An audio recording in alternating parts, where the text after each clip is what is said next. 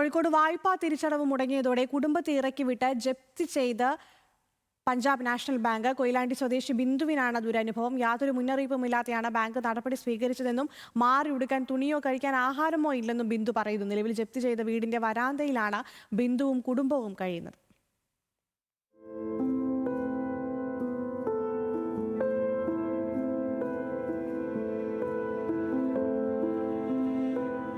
പതിമൂന്ന് വർഷം മുൻപാണ് പഞ്ചാബ് നാഷണൽ ബാങ്ക് പയ്യോളി ശാഖയിൽ നിന്ന് ബിന്ദുവിന്റെ ഭർത്താവ് വേണു വീട് നിർമ്മാണത്തിനായി 9.5 ലക്ഷം രൂപ ലോൺ എടുത്തത്.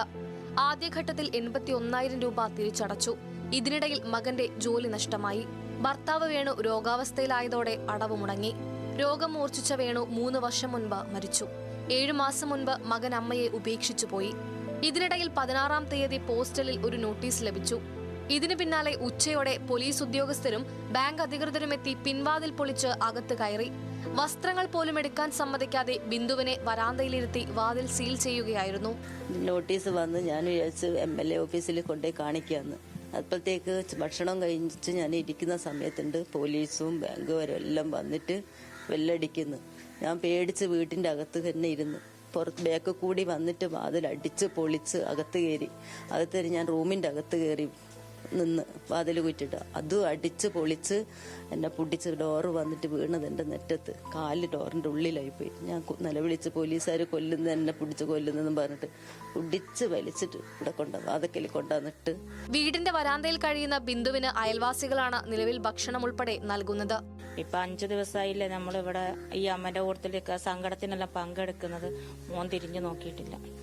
പിന്നെ ഇന്നലെയാണ് ഒരു നേരം വന്ന് പോയി. പിന്നെ അതിനും ഒരു തീരുമാനമായിട്ടില്ല. പിന്നെ എന്നെക്കൊണ്ട് ഞാൻ ഇങ്ങനെ സഹായിച്ച് നോക്കുന്ന വരുന്ന ആളുണ്ട്. വേറൊരാളും ഒന്നുമില്ല, ഒരു ഭക്ഷണവും ഇല്ല. പലിശ ഉൾപ്പെടെ 23 ലക്ഷത്തിലേറെ രൂപ അടയ്ക്കാനായിരുന്നു നിർദ്ദേശം. ഒറ്റത്തവണ പദ്ധതി പ്രകാരം ഇത് 17.5 ലക്ഷമാക്കി.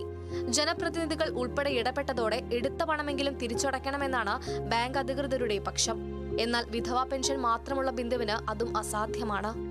എന്തായാലും അവർക്ക് മൊത്തത്തിൽ ഇത് അടക്കാൻ പറ്റൂല. അവർക്ക് അടക്കാൻ പറ്റുന്ന വെച്ചാൽ അവർക്ക് വേറെ ജോലിയും വരുമാനം ഒന്നുമില്ല. പിന്നെ കുട്ടികളൊന്നും ഇല്ലാണ്ട് ഒറ്റയ്ക്ക് താമസിക്കുന്ന ഒരു വിധവല്ലേ. അപ്പം അവരിങ്ങനെ പുറത്തേക്ക് ഈ 5 ദിവസമായിട്ട് ഇവരെ ഈ ഒരു കോലായിൽ ഇങ്ങനെ കിടക്കേണ്ട ഒരു സ്ഥിതിയിലാക്കരുതായിരുന്നു. അവരെ വീട്ടിലേക്ക് കയറാനുള്ള എന്തെങ്കിലും ഒരു ഏർപ്പാട് ചെയ്യണം എന്നാണ് ഞങ്ങൾക്ക് പറയാനുള്ളത്. അടുത്ത മാസം 4-ന് വീടും സ്ഥലവും ജപ്തി ചെയ്യുമെന്നാണ് നോട്ടീസ്. ഇതിനു മുൻപ് സുമനസുകൾ സഹായിക്കണമെന്നാണ് ബിന്ദുവിന്റെ ആവശ്യം. ന്യൂസ് മലയാളം, കോഴിക്കോട്.